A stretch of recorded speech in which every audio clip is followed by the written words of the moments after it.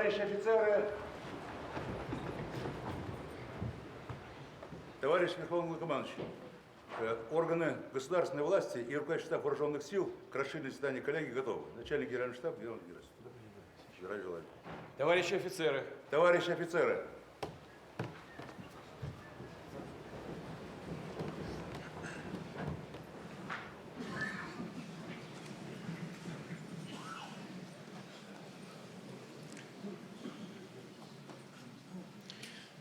Уважаемые товарищи, сегодня в рамках расширенного заседания коллегии Министерства обороны обсудим основные итоги работы за 2024 год. Определим задачи по укреплению обороноспособности и дальнейшему развитию вооруженных сил.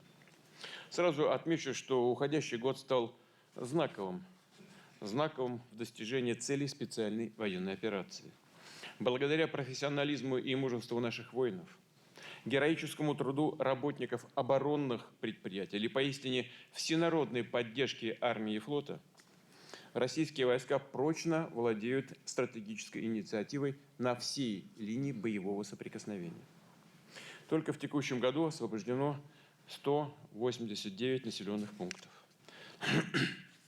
Хочу сердечно поблагодарить наших героев, солдат и офицеров, которые самоотверженно и стойко сражаются на передовой.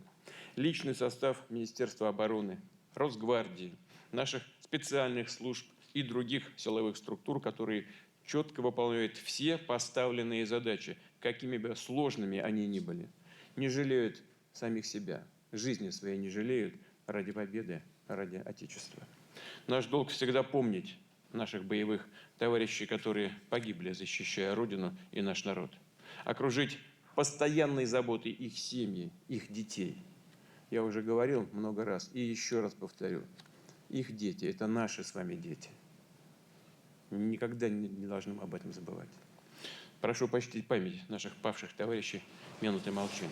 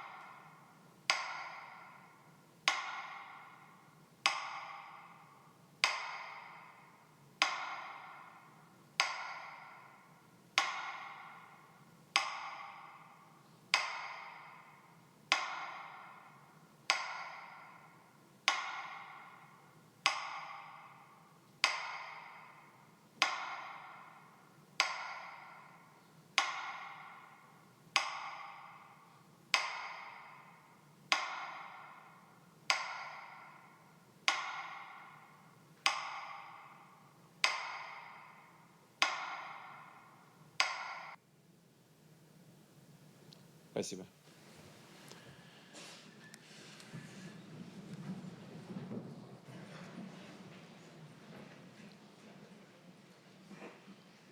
Уважаемые участники коллегии, сегодня военно-политическая обстановка в мире остается непростой и нестабильной. Так не прекращаются кровопролития на Ближнем Востоке. Высокий конфликтный потенциал сохраняется в ряде других регионов мира.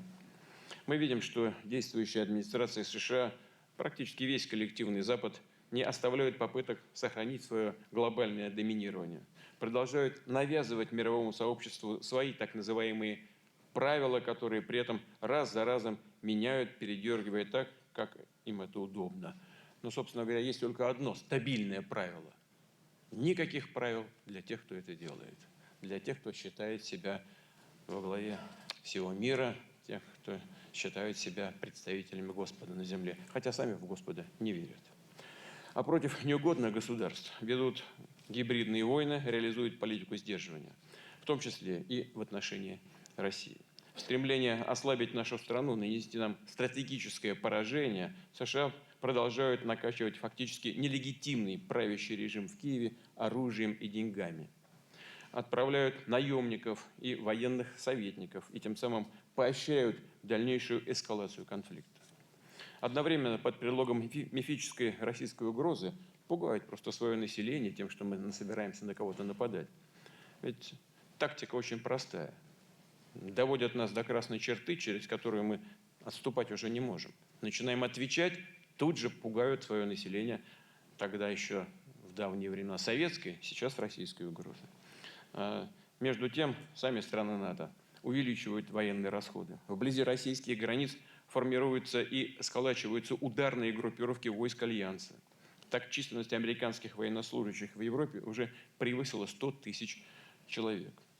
Устремления НАТО давно вышли за пределы так называемой зоны его исторической ответственности. Помимо так называемого восточного фланга, Альянс наращивает свое присутствие в Азиатско-Тихоокеанском регионе. С подачи США формируются новые военно-политические союзы, которые подрывают сложившуюся десятилетиями архитектуру безопасности. Не меньшую обеспокоенность вызывает деятельность США по созданию и подготовке к размещению в передовых зонах высокоточных ударных средств наземного базирования с дальностью стрельбы до 5500 километров. При этом уже отрабатываются переброска и развертывание этих ракетных систем в Европе и в Азиатско-Тихоокеанском регионе. Напомню, что ранее такие меры были запрещены договором о ликвидации ракет средней и меньшей дальности, который по инициативе США прекратил свое действие. Мы неоднократно заявляли, что разрыв этого договора приведет к негативным последствиям для всей глобальной безопасности, но подчеркивали при этом, что не будем развертывать ракеты средней и меньшей дальности до тех пор, пока американское оружие подобного рода не появится в каком-либо регионе мира. Фактически Россия взяла на себя эти обязательства в одностороннем порядке. Но, как уже говорил, если США приступят к развертыванию таких систем, то все наши добровольные ограничения нами будут сняты. Учитывая рост геополитической напряженности, мы вынуждены принимать дополнительные меры по обеспечению безопасности России и наших союзников. Делаем это аккуратно и взвешенно, не втягиваясь в полномасштабную гонку вооружений в ущерб социально-экономическому развитию нашей страны. Серьезное внимание уделяем совершенствованию боевого состава вооруженных сил, наращиванию их возможностей. В рамках выполнения этих задач сформированы Ленинградский и Московский военные округа, ряд новых частей и соединений. Штатная численность вооруженных сил повышена до 1,5 миллиона военнослужащих. Ускоренными темпами идет переоснащение армии и флота на современные образцы вооружения и техники. Например, доля таких вооружений в стратегических ядерных силах уже составила 95%. При этом мы уточнили базовые принципы применения ядерного оружия, которые изложены в обновленных основах государственной политики в области ядерного сдерживания. И хочу подчеркнуть еще раз, чтобы никто там нас не обвинял в том, что мы бряцаем ядерным оружием. Это политика ядерного сдерживания. Наряду с ядерной триадой высокими темпами развиваются силы общего назначения. На войска поступают передовые роботизированные комплексы, в том числе с использованием технологий искусственного интеллекта. Среди них разведывательные и ударные беспилотники, безэкипажные катера и робототехнические платформы многоцелевого применения. Сегодня важно продолжить поступательное, системное развитие армии и флота, добиваться достижения целей специальной военной операции, быть готовыми к оперативному и эффективному ответу на потенциальные вызовы безопасности нашей страны. При этом необходимо сосредоточиться на решении следующих приоритетных задач. Первое. Безусловно, одним из ключевых инструментов сохранения стабильности, защиты суверенитета и территориальной целостности России остаются стратегические ядерные силы. Мы будем и дальше поддерживать их потенциал и сбалансированное развитие. Вести работу по созданию новых систем и комплексов сил сдерживания. Наряду с этим важно держать в постоянной боевой готовности нестратегические ядерные силы, продолжать практику проведения учений с отработкой вопросов их применения. Второе. Уже говорил сегодня о рисках, связанных с развертыванием США ракет средней дальности в Европе и Азиатско-Тихоокеанском регионе. Мы будем на такие угрозы комплексно реагировать. При этом важнейшая задача – обеспечить своевременное обнаружение старта таких ракет и их перехват. Одновременно нужно отладить все вопросы серийного производства и развертывания подобных ударных отечественных систем, в том числе и гиперзвуковых. Как известно, новейшим мощным оружием России стал ракетный комплекс средней дальности «Орешник». В ноябре в ответ на удары по территории нашей страны с применением западного оружия он был успешно использован.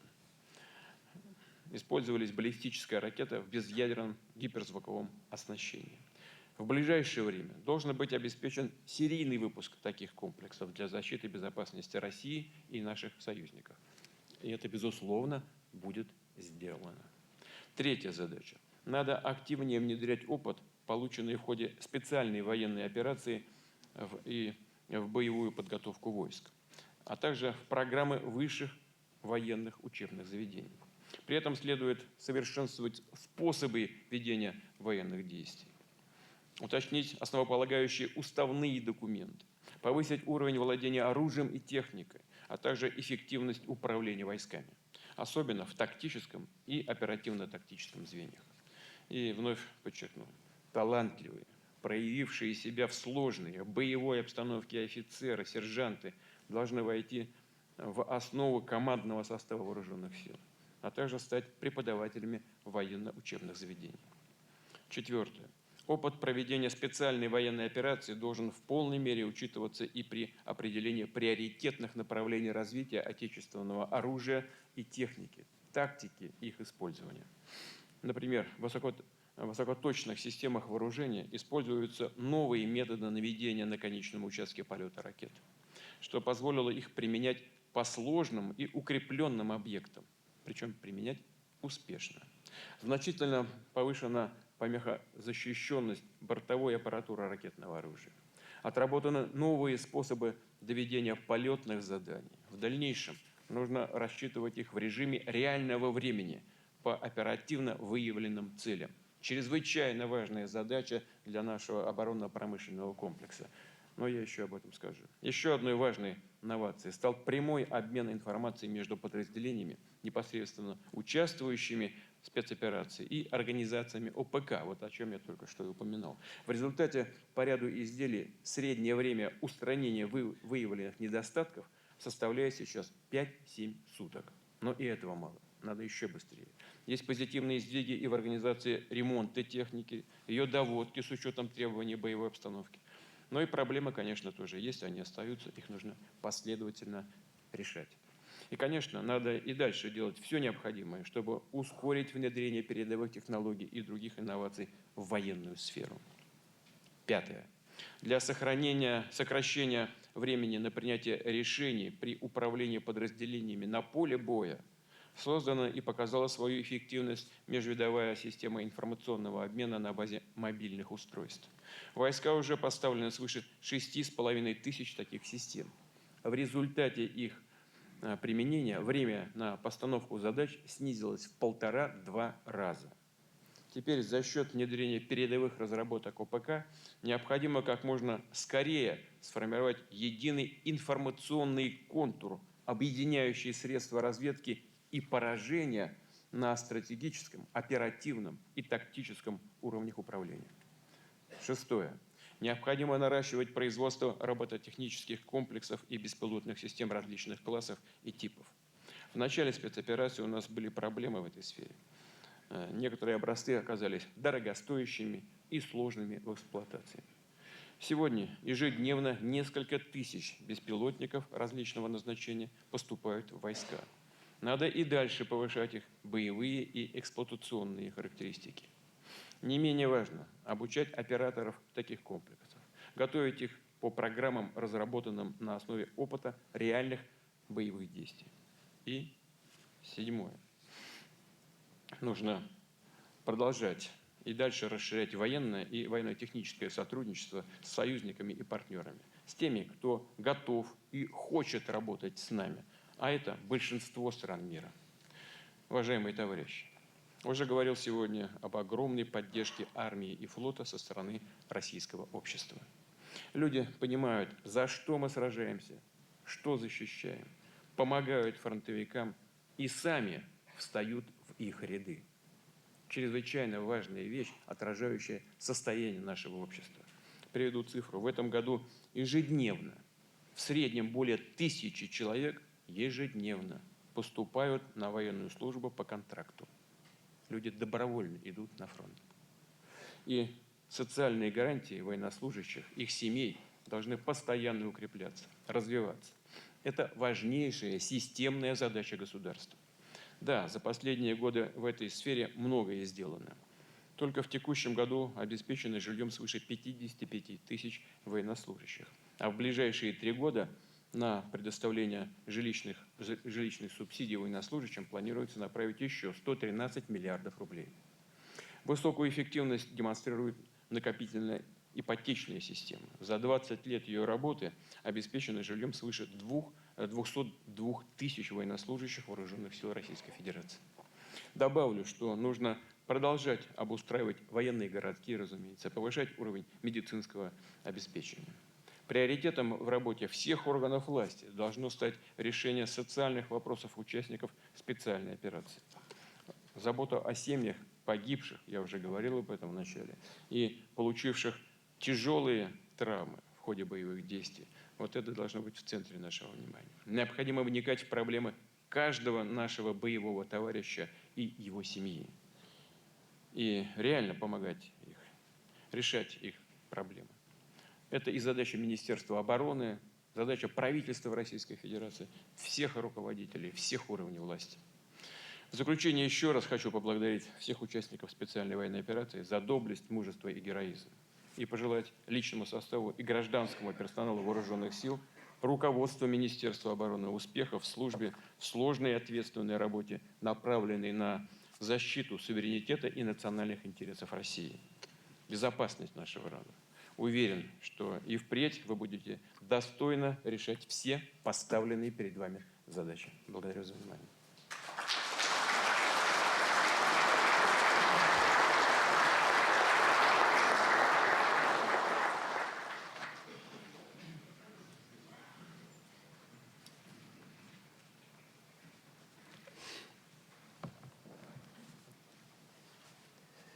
Товарищ Верховный Главнокомандующий, уважаемые товарищи, дорогие гости. Вооруженные силы Российской Федерации в текущем году решали поставленные Верховным Главнокомандующим задачи в рамках жесткого противостояния с коллективным Западом, которое продолжает усиливаться и нарастать. В таких условиях деятельность Министерства обороны строится с учетом следующих ключевых факторов. Во-первых, это ведение активных боевых действий в ходе специальной военной операции, а также выполнение отдельных задач и обеспечение военного присутствия в странах Центральной Азии, Африки, на Кавказе и в Приднестровье. Во-вторых, это обеспечение полной готовности к любому развитию обстановки в среднесрочной перспективе, включая возможный военный конфликт с НАТО в Европе в ближайшие десятилетия. Об этом говорят решения, которые были приняты на прошедшем в июле текущего года саммите Североатлантического альянса. Также это находит отражение в доктринальных документах США и других стран НАТО.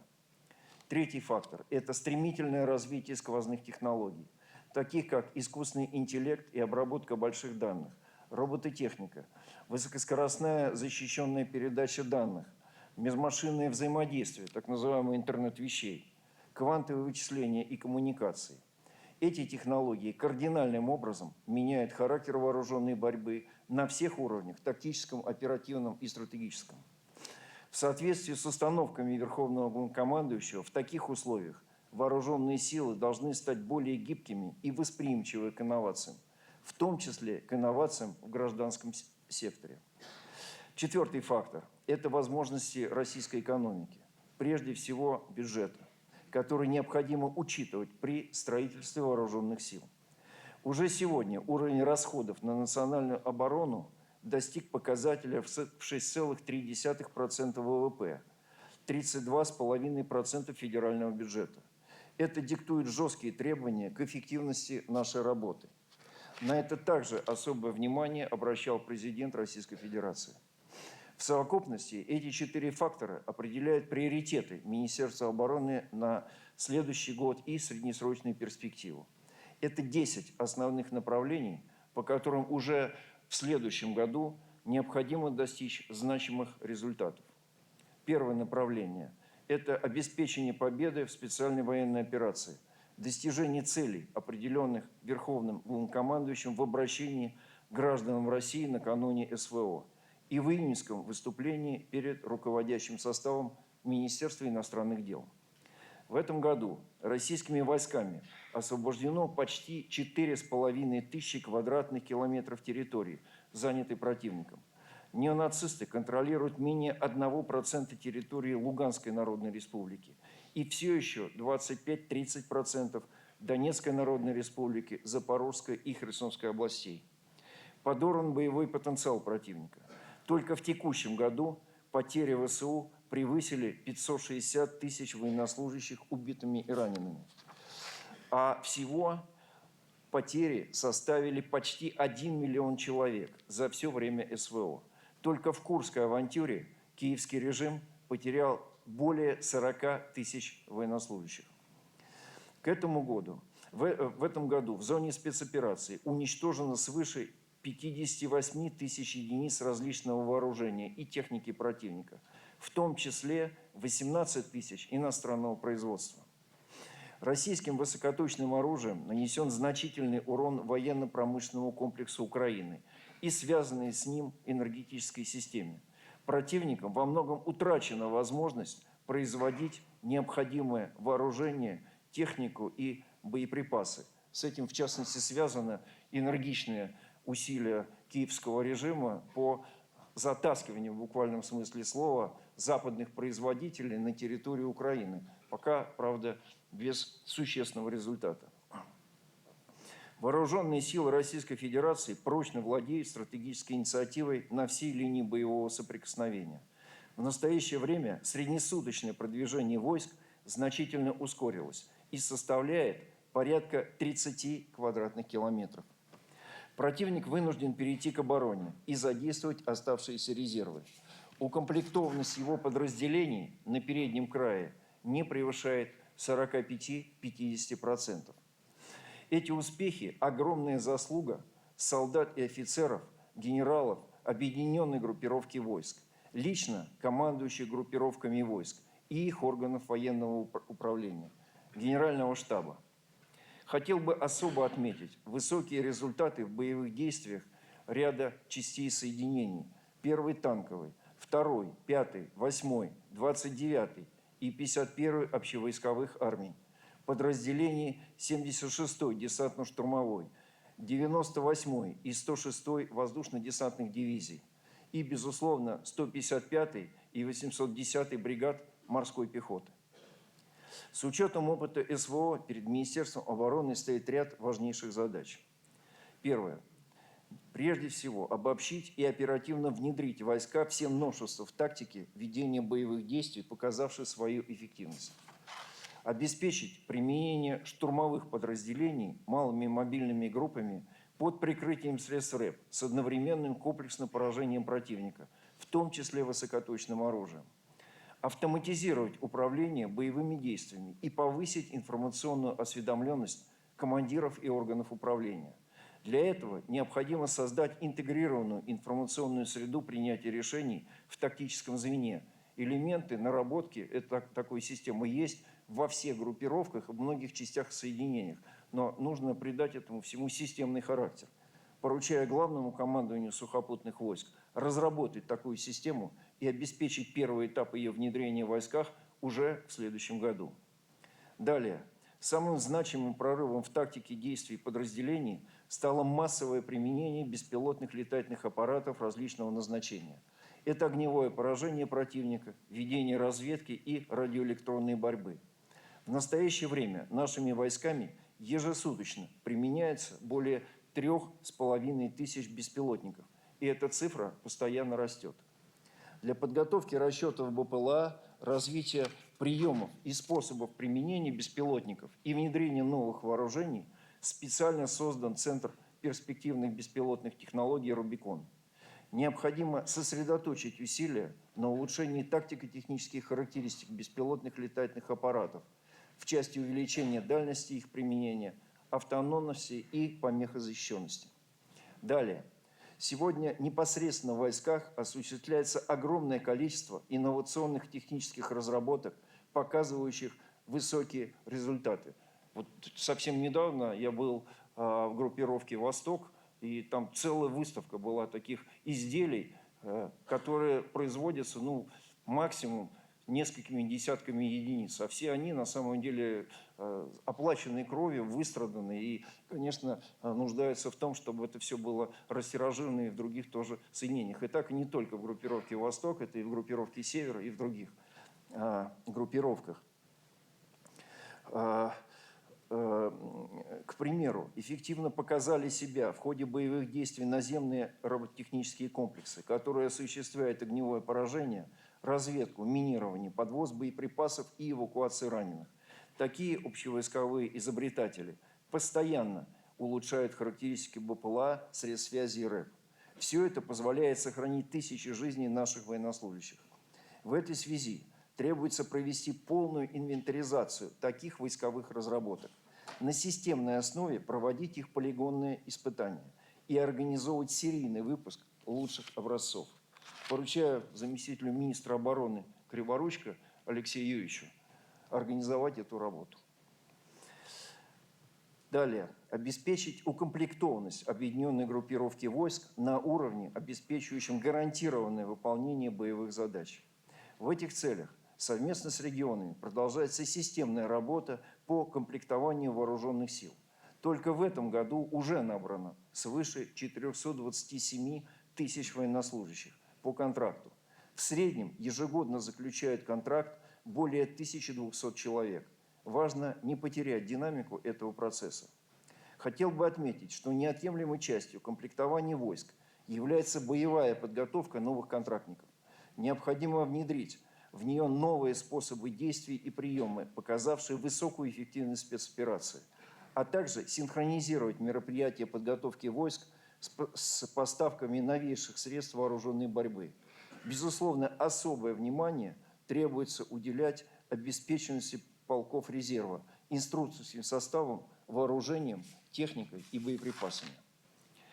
Далее. Обеспечить группировки войск вооружением и техникой в объеме решаемых ими боевых задач. В текущем году по сравнению с 2022 годом увеличено поступление новых и модернизированных танков в 7 раз, боевых машин пехоты и бронетранспортеров в 3 раза, беспилотных летательных аппаратов поставлено в 23 раза больше, артиллерийских боеприпасов в 22 раза. При таких объемах срывов поставок особо востребованных видов боеприпасов, вооружений и техники практически нет. Из 260 позиций всего по 4 позициям продукция поставляется с задержками.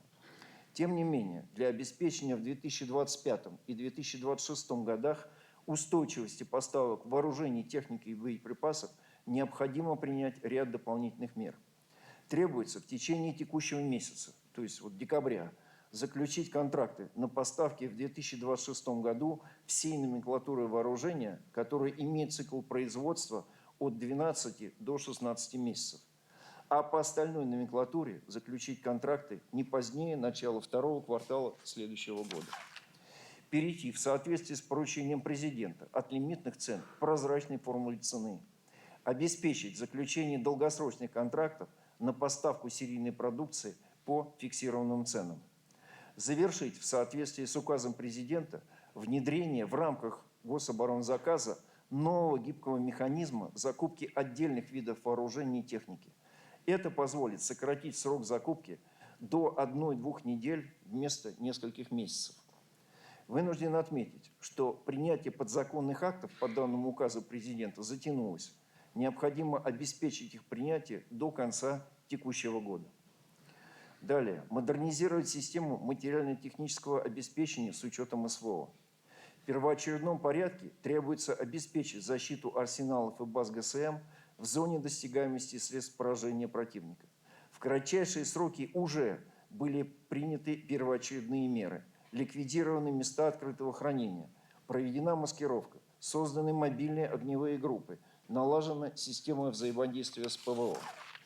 В дальнейшем, с учетом воздействия противника, необходимо пересмотреть подходы к организации баз хранения и логистики.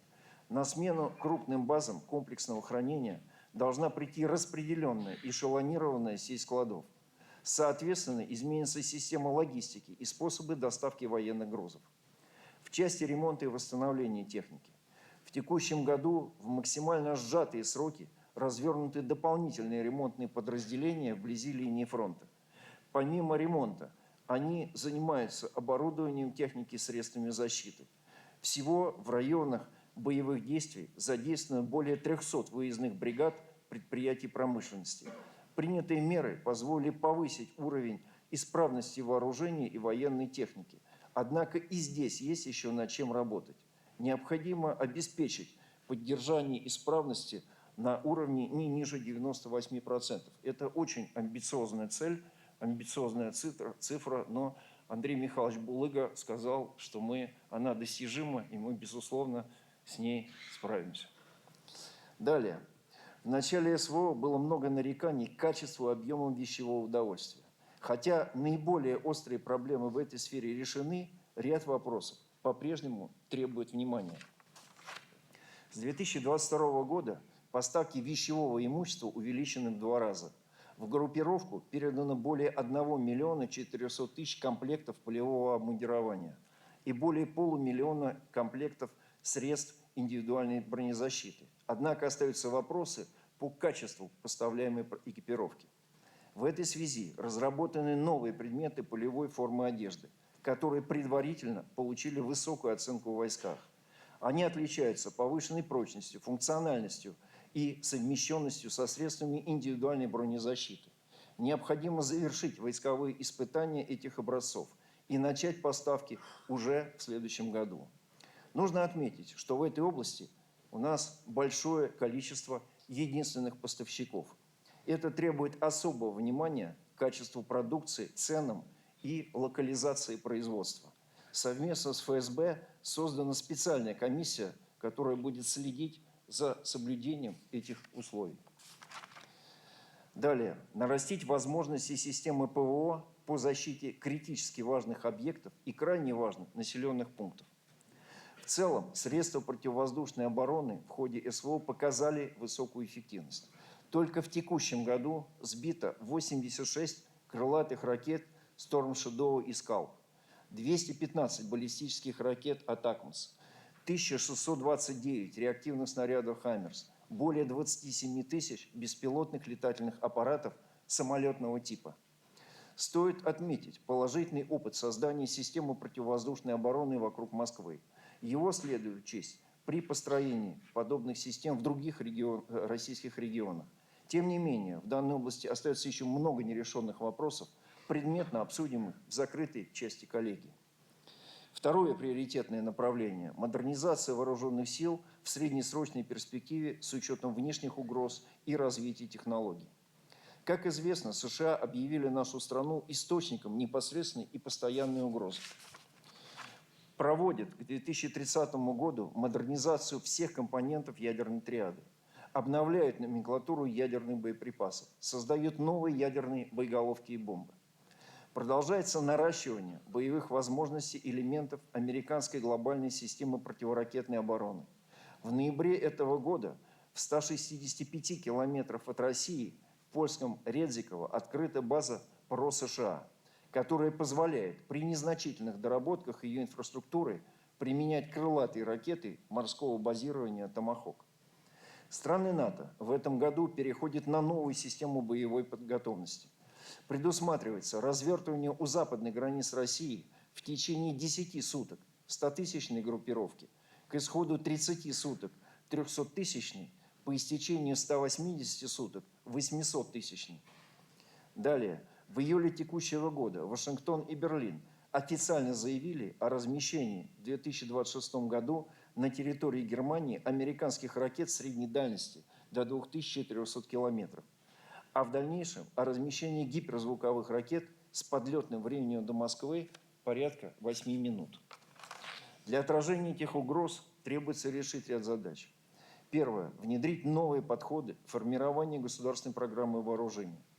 Речь идет о выстраивании программы, исходя из целевого облика вооруженных сил с учетом характера будущих военных конфликтов. Как вы, Владимир Владимирович, отметили в своем выступлении, в первую очередь это совершенствование всех трех компонентов сил ядерного сдерживания. В следующем году продолжим перевооружение ракетных войск стратегического назначения на ракетный комплекс «Ярс». Примем в состав авиационных стратегических сил 4 стратегических ракетоносца Ту-160М. Обеспечим включение в состав военно-морского флота ракетной подводной лодки стратегического назначения «Князь Пожарский». Продолжим совершенствовать вооружение для ведения так называемых бесконтактных боевых действий. Развивать технологии создания робототехнических комплексов воздушного, наземного и морского базирования и помехозащищенных систем управления ими на основе искусственного интеллекта и технологий межмашинного взаимодействия. Далее. Необходимо формирование единого информационного поля. Это требует развития скоростных и защищенных каналов связи, в первую очередь космической, а также формирование единых стандартов и протоколов передачи данных автоматизированных систем управления. Далее. Повышение эффективности поражения противника высокоточным оружием. Необходимо в ближайшие 5 лет ввести комплексы с новыми качественными характеристиками по точности, помехозащищенности и дальности. В следующем году нужно масштабировать производство ракетного комплекса средней дальности «Орешник» и продолжить работу над другими перспективными образцами. С учетом вышесказанного, до конца декабря текущего года планируем определиться с перечнем и объемами номенклатуры государственной программы вооружения и в начале следующего года доложить параметры будущей ГПВ Верховному Главнокомандующему. Второе. Создать систему перспективных исследований, ускоренной разработки и внедрения новейших образцов вооружения и техники. Прежде всего, необходимо пересмотреть перечни научно-исследовательских и опытно-конструкторских работ по каждой системе вооружения с учетом развития технологий.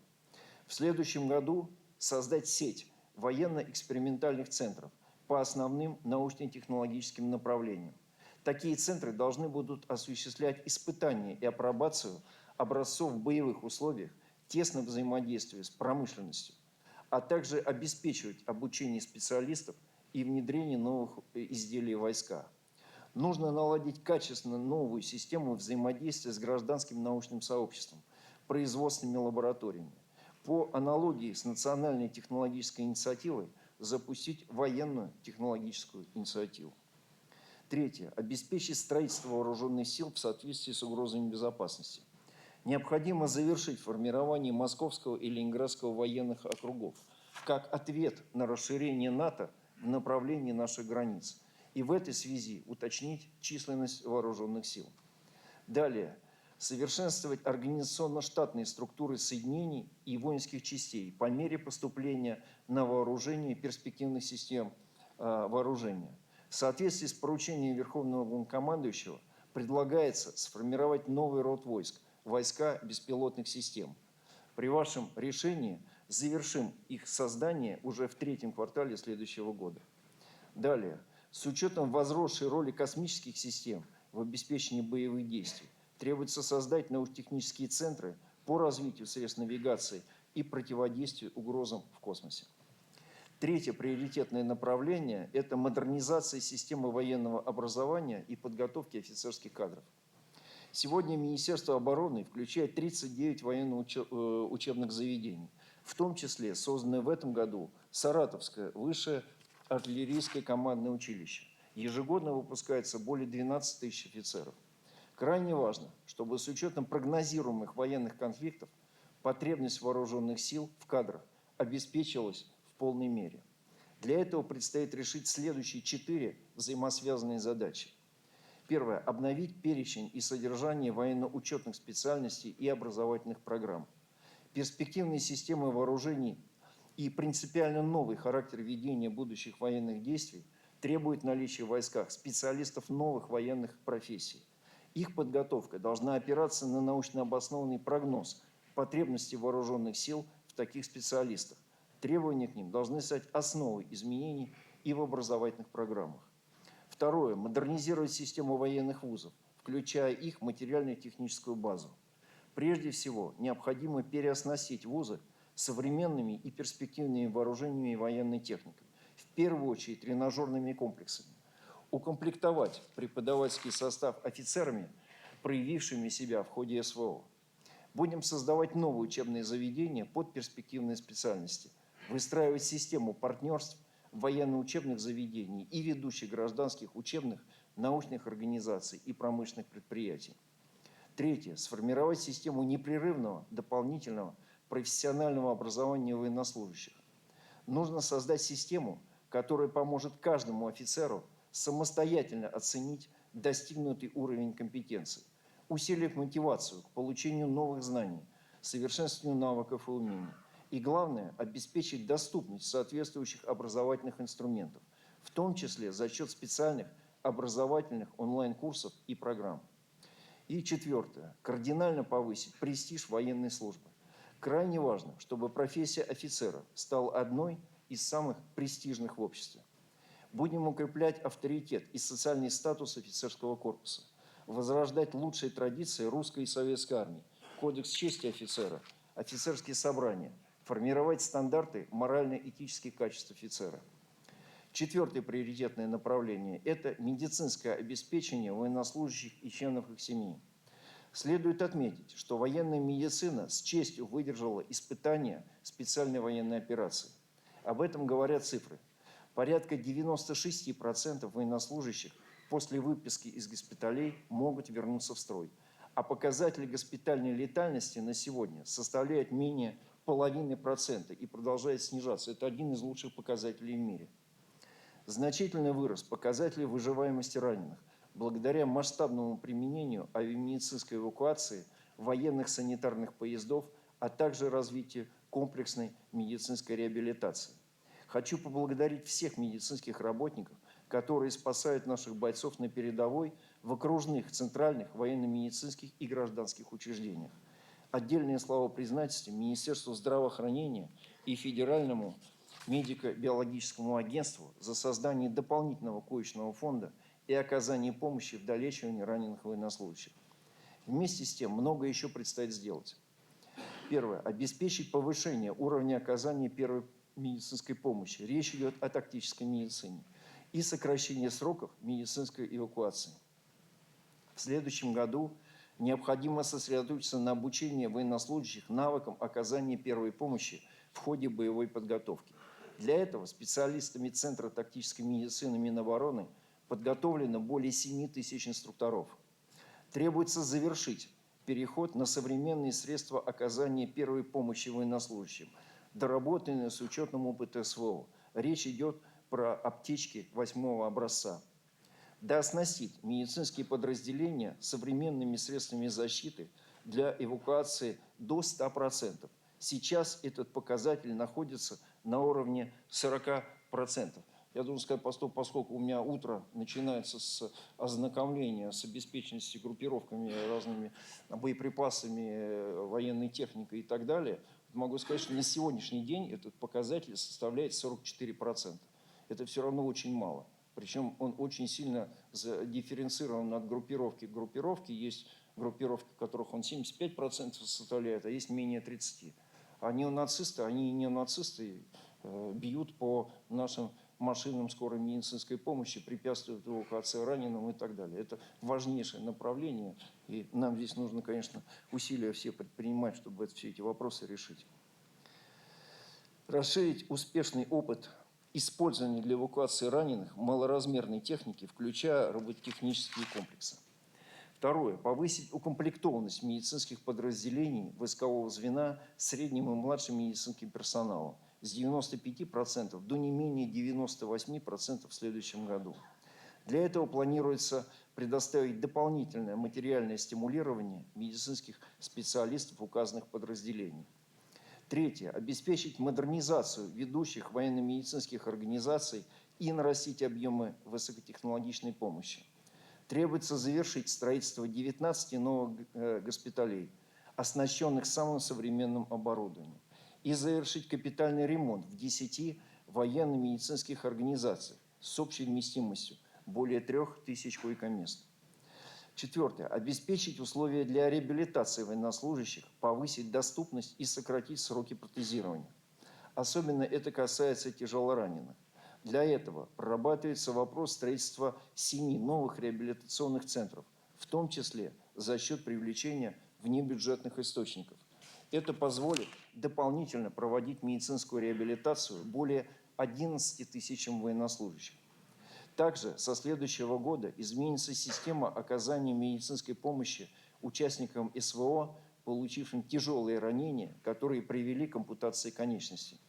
Будет осуществлен переход на новые современные стандарты, которые позволят предоставлять полный цикл услуг протезирования и реабилитации. При этом военнослужащие смогут получать их вблизи мест жительства и службы. Срок ожидания протезирования благодаря новой системе должен быть сокращен в 2 раза, в среднем до 3 месяцев. Еще одной важной задачей является социализация и трудоустройство военнослужащих с тяжелыми увечьями после лечения протезирования. Необходимо использовать их богатый служебный и боевой опыт для работы в органах военного управления, военных комиссариатах и вузах. Пятое. Оптимизировать деятельность военно-врачебных комиссий. Уже сейчас расширена организационная структура учреждений военно-врачебной экспертизы. В текущем году сформировано 5 новых отделов в Луганске, Донецке, Волгограде, Воронеже и Нижнем Новгороде. Необходимо усилить контроль за проведением комиссий, обеспечить соблюдение сроков и качество принимаемых решений. Особенно это важно в свете дифференциации выплат за ранения. Пятое приоритетное направление – социальное обеспечение военнослужащих и членов их семей. Речь идет о неукоснительном и максимально удобном получении денежных выплат, социальных льгот и обеспечения жильем. Уже сделан ряд важнейших шагов. За счет перевода в цифровой формат радикально упрощена система выдачи справок об участии в СВО. Время подтверждения сократилось с 2 месяцев до 5 дней. Прежде всего, речь идет о получении справки через единый портал государственных услуг. За неполные 2 месяца обратилось порядка 350 тысяч заявителей и уже выдано в автоматическом режиме свыше 210 тысяч подтверждений. Спасибо Министерству цифрового развития, Министерству экономического развития и Федеральной налоговой службе за помощь в реализации этого сервиса для военнослужащих в предельно сжатые сроки. Вместе с тем, это только первые шаги. Что еще предстоит сделать? Упростить и ускорить подтверждение прав на льготы и получение самих льгот за счет перевода сервисов в цифровой формат.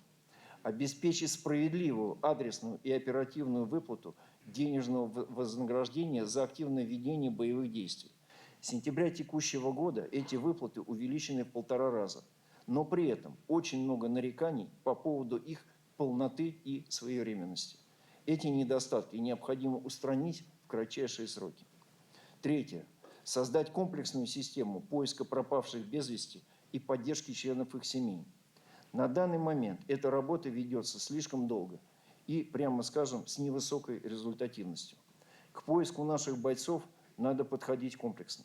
Необходимо упорядочить все процессы, внести изменения в нормативную базу, объединить усилия с волонтерами, обеспечив их оснащение и организацию работы в зоне СВО. Они там и так уже работают, что нам нужно с ними более четко координировать действия. Необходимо предоставить дополнительную поддержку семьям пропавших без вести военнослужащих. Такое поручение дал президент Российской Федерации. Механизм выплат детям, пропавших без вести, разработан. Проект нормативного правового акта направлен в правительство. Просьба ускорить его принятие. В части жилищного обеспечения военнослужащих и членов их семей. Как известно, действуют 2 основные формы решения жилищного вопроса военнослужащих. Это предоставление квартиры или жилищной субсидии и обеспечение жильем в рамках накопительной ипотечной системы. В текущем году для предоставления военнослужащим жилищной субсидии выделено более 80 миллиардов рублей. В результате субсидий получили порядка 4 тысяч военнослужащих. Вместе с тем, очередь на квартиры и субсидии продолжает оставаться недопустимо большой, свыше 48 тысяч военнослужащих.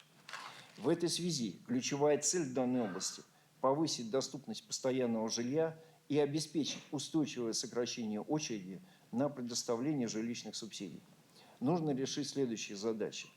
Первое. Выделить в текущем году в следующем году дополнительное финансирование в размере 149 миллиардов рублей на предоставление жилищной субсидии. Это позволит значительно нарастить темпы обеспеченности жильем практически вдвое, до 9 тысяч военнослужащих в год. При этом необходимо строго соблюдать права военнослужащих в части очередности. Второе. Провести инвентаризацию жилищного фонда, навести порядок в учете жилья и создать систему мониторинга и контроля за его использованием. Третье. Принять меры по вводу в эксплуатацию объектов незавершенного строительства жилищного фонда. Это 32 объекта и около 5000 квартир, то есть фактически годовой объем, сколько мы сейчас даем субсидий, с готовностью выше 80%. А всего таких объектов 194. В области военной ипотеки необходимо обеспечить расширение возможностей приобретения жилья с учетом компенсации удорожания его стоимости. В ближайшие 3 года число участников накопительно-ипотечной системы вырастет более чем в 2 раза, до 800 тысяч военнослужащих. Необходимо следить за обеспеченностью финансовыми ресурсами и своевременностью выплат. И особое внимание требуется уделить возможности приобретения квартир положенной площади. Военнослужащему, который находится в системе 17 лет, в среднем по стране в следующем году будет доступно приобретение более 65 квадратных метров, что превышает первоначальный целевой ориентир. Необходимо своевременно компенсировать удорожание квадратных метров для обеспечения достигнутого уровня доступности. Шестое направление, важнейшее, это формирование системы обратной связи военнослужащих и членов их семей с Министерством обороны. Это ключевое направление с точки зрения своевременного выявления и реагирования на системные проблемы, прежде всего в части защиты прав военнослужащих. В текущем году количество обращений, поступивших в Минобороны, по сравнению с 2022 годом увеличилось более чем в 2 раза и превысило 700 тысяч. Сегодня в Министерстве уже приступили к внедрению нового подхода. Его суть состоит в переходе от работы с обращениями к решению проблем заявителя. Обращение снимается с контроля только после подтверждения решения проблемы самим заявителем. Либо, если сделать это невозможно, в принципе. Для полноценной реализации такого подхода предстоит решить следующие задачи. Первое. Изменить порядок работы с обращениями. Внедрить цифровую систему, которая позволит отслеживать движение каждого обращения от его подачи до исполнения. Принять регламенты работы органов военного управления с обращениями на всех этапах. Предусмотреть в системе оценку заявителям качества решения проблемы. Далее. Создать систему мотивации должностных лиц, обеспечивающих соблюдение сроков и рассмотрение вопросов по существу. Далее. Создать систему мониторинга и анализа вопросов, представленных в обращении с целью выявления и решения системных проблем. И запустить в полном объеме работу военно-социального центра. Отдельная задача – создание механизма отработки информации военных корреспондентов о проблемных вопросах. Работа началась уже в этом году. В Министерстве регулярно проводятся встречи с военными корреспондентами. По итогам даются конкретные поручения органам военного управления для решения вопросов по существу. Между встречами организован обмен информацией с военкорами для отработки острых и срочных вопросов. Такой подход дает существенные результаты, и будем продолжать эту работу. Седьмое приоритетное направление – это военное и военно-техническое сотрудничество. Следует констатировать, что попытки коллективного Запада изолировать Россию в плане военного сотрудничества провалились. В текущем году оно охватывало более 100 стран. Расширенное взаимодействие с союзниками и стратегическими партнерами из СНГ, Азиатско-Тихоокеанского региона, Африки, Ближнего Востока и Латинской Америки. В том числе проведено 21 международное учение, осуществлялось совместное патрулирование воздушного пространства. Развивается сотрудничество в сфере военного образования. Ежегодно в России проходит обучение около 9 тысяч слушателей и курсантов из более чем 50 стран. Делимся с ключевыми партнерами российским опытом ведения боевых действий. В стажировках и консультациях участвовало более 1200 иностранных военнослужащих. Вместе с тем, очевидна необходимость менять подходы к формированию приоритетов. Международная деятельность должна быть направлена на достижение главной цели – обеспечение безопасности России и ее союзников в новом многополярном мире. Эту работу следует сфокусировать на достижении стратегических результатов в сфере военного и военно-технического сотрудничества. Необходимо решить ряд задач. Первое. Обеспечить создание эффективных механизмов коллективного реагирования на новые угрозы безопасности. Для этого использовать потенциал ОДКБ, СНГ и союзного государства. Второе. Перевести на долгосрочную и устойчивую основу двусторонние формы военного сотрудничества. Речь идет о долгосрочном планировании и реализации совместных учений и патрулирований, решении задач противовоздушной обороны, обмене данными разведки и других практических форматах. Третье. Обеспечить расширение позиций России на мировых рынках вооружения, в том числе в рамках промышленной кооперации с нашими партнерами. Задача состоит не только в увеличении экспортных поставок продукции военного назначения, что не всегда возможно с учетом СВО. Необходим переход к устойчивым кооперационным связям между оборонными предприятиями, в том числе в рамках лицензионных производств, с гарантиями закупок выпускаемой военной продукции вооруженными силами России и ее партнеров. Именно такие отношения складываются в рамках союзного государства с Республикой Беларусь. Восьмое приоритетное направление – это повышение эффективности строительного и имущественного комплекса. В части строительства в текущем году проведена инвентаризация более 5700 объектов незавершенного строительства. Объем финансирования, необходимого для их достройки, составляет порядка 690 миллиардов рублей, что в 3 раза превышает годовые объемы капитального строительства. Отсюда ключевая цель работы строительного комплекса – обеспечить ритмичный ввод приоритетных объектов и ликвидировать к 2030 году накопленные на сегодняшний день долгострой. Какие первоочередные задачи следует решить? Первое – обеспечить приоритизацию строящихся объектов.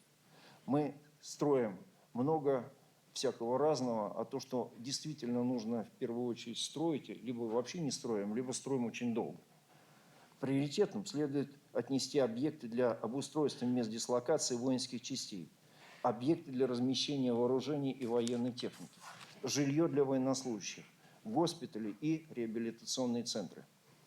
Второе. Осуществить переход к новой модели военно-строительного комплекса. Речь идет о четком разделении полномочий и ответственности между уровнями управления капитального строительства и о частичной децентрализации управления капитальным строительством с передачей соответствующих полномочий и, подчеркну, ресурсов в военные округа. Планируется создать соответствующие органы военного управления, а также военно-строительные части. Третье. Провести финансовое оздоровление опорных строительных и проектных организаций. Безусловно, Министерству обороны нужна собственная мощная строительная база. Нарастить их производственную базу. В части имущественного комплекса. В настоящее время он включает более полумиллиона объектов недвижимого имущества и земельных участков. Также в ведении Минобороны находится более 800 организаций, в том числе 88 компаний коммерческого сектора. Целью работы здесь является наведение порядка и подчинение деятельности всего имущественного комплекса задачам вооруженных сил. Что планируется сделать? Первое. Провести инвентаризацию и создать систему учета объектов недвижимости. Создать единый интегрированный реестр и цифровую платформу недвижимого имущества, включая цифровые паспорта каждого объекта. Эту работу планируется закончить уже в следующем году, а в 2026 году завершить оформление всего недвижимого имущества. Второе. Разработать и внедрить новую систему корпоративного управления подведомственными организациями, включая четкую регламентацию всех процедур, создание системы мотивации управляющих, нацеленной на конечные результаты, и создание единого казначейства, охватывающего все подведомственные организации.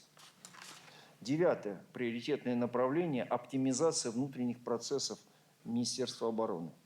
Имеется в виду внедрение подходов так называемого бережливого управления, которое позволяет кардинально сократить время и этапы административных процессов. Как показал первый опыт проведения пилотных проектов в отдельных структурных подразделениях министерства, резервы здесь огромные. Количество избыточных процедур может быть сокращено в 5-10 раз, а сроки в 5 и более раз. Реализация таких подходов осуществляется при участии госкорпорации «Росатом», которая достигла в данной сфере общеизвестных успехов. В следующем году предстоит создать постоянно действующий механизм бережливого управления. Для этого предстоит решить 4 задачи. Первое. Создать организационный механизм реализации процессов повышения эффективности, включая специальное структурное подразделение Министерства, Департамент повышения эффективности деятельности, которое будет непосредственно подчинен министру обороны.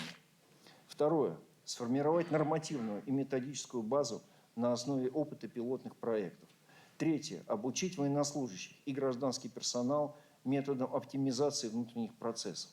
Четвертое. Создать соответствующую систему мотивации. В настоящее время отобраны порядка 100 проектов в 15 сферах деятельности Министерства обороны. Предстоит начать их реализацию в кратчайшее время. И 10-е приоритетное направление – создание единой цифровой среды Министерства обороны. На текущий момент в ведомстве функционирует порядка 100 информационных систем, которые слабо интегрированы между собой, часть из них устарела и неактуальна. Цель – создать интегрированную информационную систему, отвечающую самым современным техническим требованиям, обеспечивающую принятие решений в бездокументационном виде. В текущем году совместно с Минцифрой, Ростелекомом и Росатомом провели аудит действующих информационных систем, сформировали механизм управления проектом, завершаем определение целевого облика будущей системы. В следующем году планируется разработать и внедрить цифровые решения для 37 важнейших базовых процессов. Здесь стоят следующие задачи. Сформировать облик информационной системы, функциональные и технические требования, разработать целевую архитектуру на базе отечественных программно-аппаратных решений и обеспечить внедрение информационных систем для базовых процессов. В целом, завершить ввод в эксплуатацию информационной системы планируется до конца 2027 года. Уважаемый Владимир Владимирович, хотел бы выразить вам глубокую признательность за постоянное внимание к вопросам строительства и развития вооруженных сил, обеспечения социальными гарантиями военнослужащих и членов их семей. Хотел бы также поблагодарить администрацию президента, Федеральное собрание и правительство за консолидированную поддержку нашей работы. Высказать слова благодарности за совместную работу коллегам по силовому блоку. И, конечно, искренне поблагодарить Сергея Кужугетовича Шойгу за создание мощного задела в развитии вооруженных сил. Товарищ Верховный Главнокомандующий, все поставленные вами задачи будут выполнены. Обеспечим поступательное развитие армии и флота, повышение боевых возможностей. Подробно приоритетные направления деятельности вооруженных сил обсудим в закрытой части заседания коллегии. Благодарю за внимание.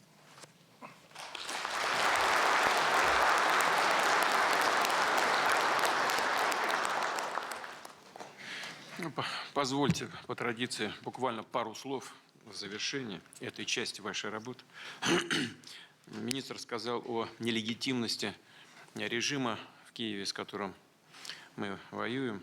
Еще раз хочу подчеркнуть, мы не с украинским народом воюем, а с режимом, неонацистским режимом в Киеве, который захватил эту власть еще в 2014 году. Это источник власти, госпереворот. И вот все беды и Украины, и России начались как раз после этого кровавого государственного антиконституционного переворота. Это имеет значение и сегодня, потому что эти люди, которые у власти находятся, они каждый день совершают преступления и против своего народа, и против нашего. Этот режим вообще утрачивает, во всяком случае, очевидно, признаки государственности. Ну вот,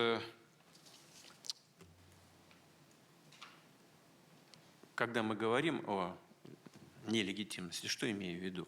На выборы не пошли? Не пошли. А Конституция дает возможность продлить полномочия президента? Нет. Конституция дает возможность продлить полномочия только представительного органа власти, Рады. Все. и ссылка на военное положение не имеет значения. Нет в Конституции способов продления полномочий президентской власти. А где же суд Верховный? Где Конституционный суд? Законный вопрос. Председатель Верховного суда в тюрьме. Об этом просто умалчивают, об этом никто не говорит. Но его засадили за решетку. В полномочия Верховного суда входят в том числе и отмена неправомочных решений президента. Несколько отмен состоялось. После этого в тюрьму.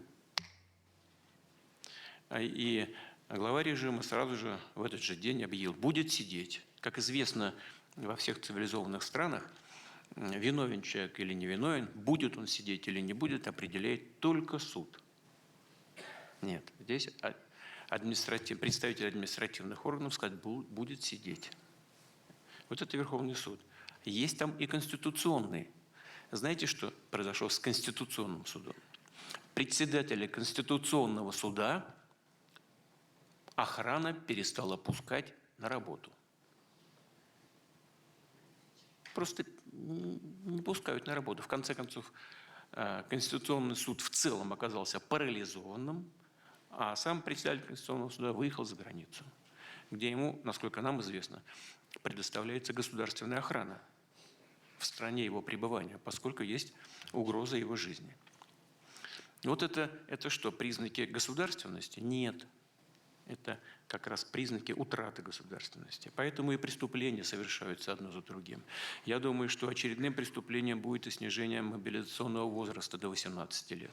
Это именно преступление, потому что снижай хоть до 14, как в гитлеровской Германии, создавая Гитлер-Югенд, ситуацию на поле боя это не поменяет. Это всем понятно.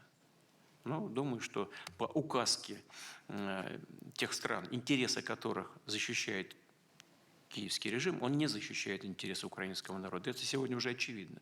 По указке тех, чьи интересы он обслуживает и защищает, пойдут на снижение мобилизации до 18 лет. И пацанов погонят на убой. Так как сегодня вылавливают людей на улице, как бродячих собак в ходе принудительной мобилизации, и гонят их сегодня под пули. Также и пацанов погонят, мне кажется. А потом эти деятели этого режима просто сбегут за границу под прикрытие тех, чьи задания они сегодня выполняют. Вот и все. Скорее всего, так и будет. Некоторые деятели прежних, недавних лет уже сбежали, уже сидят за границей. И хорошо известны, и хорошо себя чувствуют, потому что денег наворовали у украинского народа.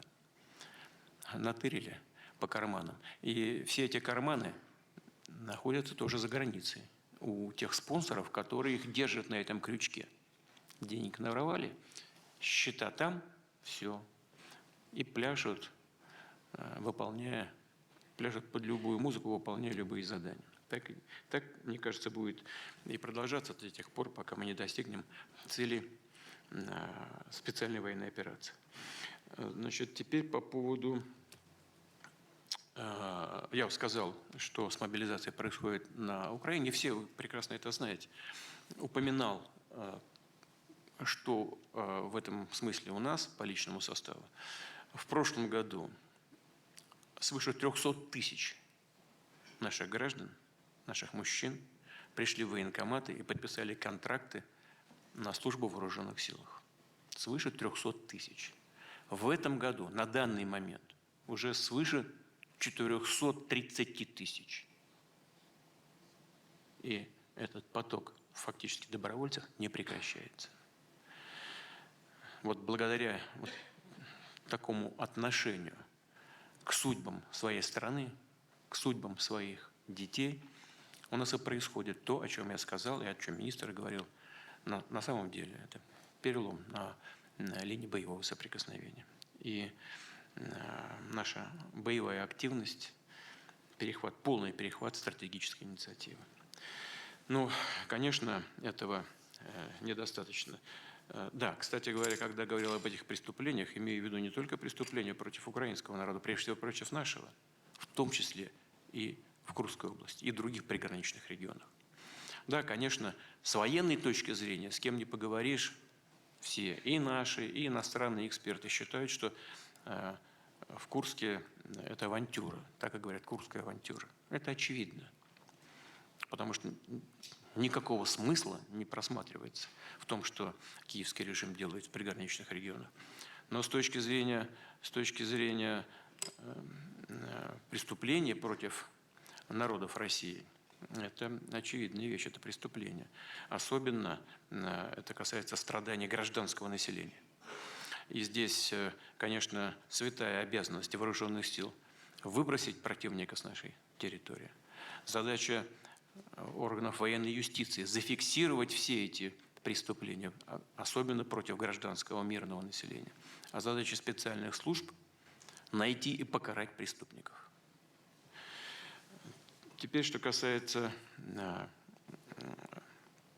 того, сколько мы тратим денег и во что это выливается, чрезвычайно важная вещь, безусловно. Чрезвычайно важная вещь. Вот министр сказал, 6,3% ВВП мы тратим на военную составляющую, на повышение и укрепление обороноспособности. Это приличные деньги. Это выше, чем мы примерно на 2,5%, чем мы тратили раньше. Но это не самые большие, как ни странно, расходы в мире, даже среди стран, у которых нет никаких вооруженных конфликтов. Но, тем не менее, это большие деньги. И здесь нам нужно очень рационально их использовать. Очень рационально. Обеспечивая прежде всего социальные гарантии наших военнослужащих, эффективную деятельность оборонно-промышленного комплекса, но и, что очень важно, рациональное использование того, что вооруженным силам дает страна. И это касается и социалки, это касается и техники и вооружений. Очень важно получать все своевременно, грамотно оценивать то, что поступает, и уметь этим пользоваться, и готовить кадры, готовить людей, которые умеют это делать, делают это грамотно и эффективно. Здесь очень много задач. В целом они решаются. И то, что происходит в народном АПК, как мы сейчас говорим, да, в том, что происходит прямо на линии боевого соприкосновения. Но и нужно настраивать всю нашу военную организацию на такую совместную работу для достижения конечного результата. Теперь в этой связи и новейшие виды вооружений, в том числе те, которые на слуху и у нас, и за рубежом. Прежде всего, имею в виду оружие средней дальности. Ну, все вы хорошо помните, знаете, что Советский Союз пошел на ликвидацию ракет наземного базирования средней дальности. И американцы тоже сделали со своими першингами. Но у американцев, кроме ракет средней дальности наземного базирования, были еще такие же ракетные системы морского базирования и воздушного базирования. А у Советского Союза не было. Поэтому мы в известном степени пошли на одностороннее разоружение. Потенциальный противник оставил у себя эти системы на море и в воздухе, а мы вообще ничего не получили. Но в наше время, в российское уже, мы создали гораздо более современные, чем у США, комплексы морского базирования. Это и «Калибры», это «Циркон», гиперзвуковые комплексы. Создали новейшие ракеты средней дальности воздушного базирования Х-101 с дальностью, которая кратно превышает то, что есть у вероятного противника. Свыше 4000 километров. И эта система может быть оснащена и специальным боезарядом, то есть ядерным. Но и, наконец, вот уже хорошо себя зарекомендовавший комплекс «Орешник», очень мощный. Хочу еще раз повторить это. Специалисты знают. Вот командующий РВСН здесь находится. Он так считает, и мне об этом сказал. при комплексном применении, при групповом применении сразу нескольких комплексов одновременно, это сопоставимо по мощи с применением ядерного оружия. Но ядерным не является, поскольку там нет никакого ядерного топлива, ядерного компонента, нет никакого заражения. И это существенный очень элемент в современных при принятии решения, какие средства вооруженной борьбы мы можем применять. Но мы должны самым внимательным образом смотреть за тем, что происходит в других странах, что поступает на вооружение или может поступить на вооружение в ближайшее время, в ближайшем будущем в других ведущих военных странах.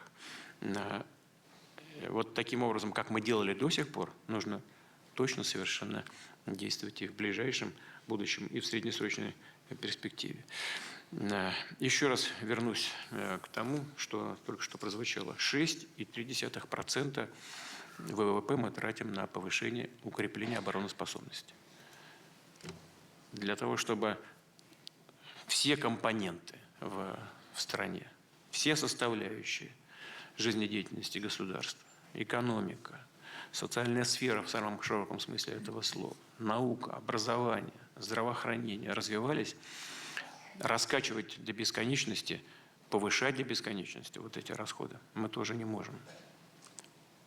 Говорю это для того, чтобы мы все понимали, что государство, народ российский, все, что может, отдает вооруженным силам для выполнения задач, которые перед вами, перед нами стоят. А наша задача – обеспечить безопасность российского народа, обеспечить безопасность наших людей и будущее России.